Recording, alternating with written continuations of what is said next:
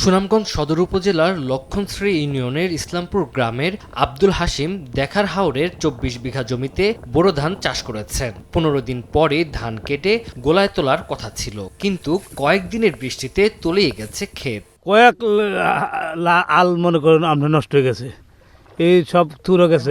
কোনো কোনো জায়গার মাঝে মনে করেন যে গলা পানি কাটা সম্ভব না।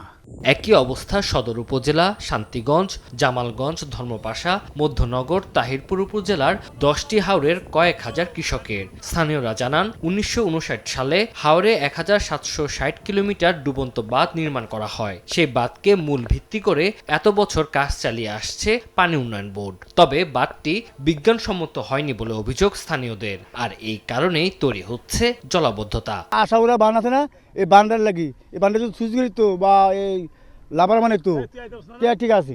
এছাড়া ইসলামপুর গ্রামের পাশে শিয়ালমারা খালে অর্ধ কোটি টাকা ব্যয় নির্মিত ৮ কপাটের রেগুলেটর পানি নিষ্কাশনের ও সংরক্ষণের কাজে লাগেনিও বলে অভিযোগ কৃষকদের। এখানে যদি সুইচ গেট না হয় তাহলে আমরা আর এই মানে শিয়ালমারা হাওর বা এই জাওয়ার হাওর এই কোনো হাওরই আর বাঁচবে না।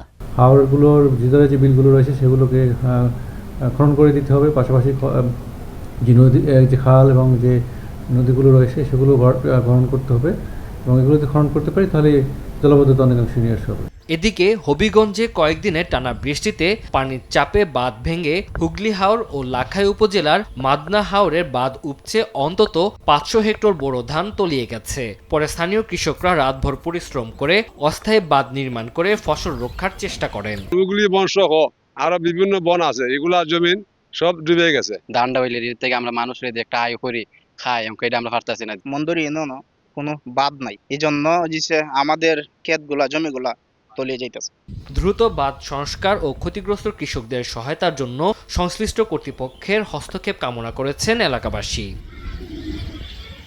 তানজিল হাসনাত, সময় সংবাদ।